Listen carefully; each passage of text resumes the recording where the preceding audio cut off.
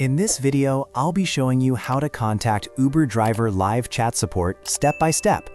First, open the Uber driver app on your phone and make sure you're logged into your driver account. Once the app opens, tap on the menu icon in the top left corner of the screen. From the menu, select Help.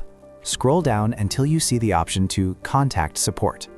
If live chat is available in your region, you'll see a Chat with Us or Live Chat option. Tap on it.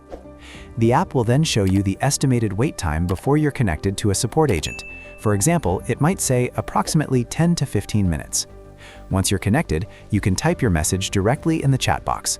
Clearly explain your issue and provide any necessary details, like trip information or screenshots if required. The support agent will respond and guide you through resolving the problem. After your issue is resolved, you can end the chat by tapping the Close or End Chat option. And that's it. If this helped you out, please subscribe. It really helps me out as well. Thanks for watching, and I'll see you in the next one.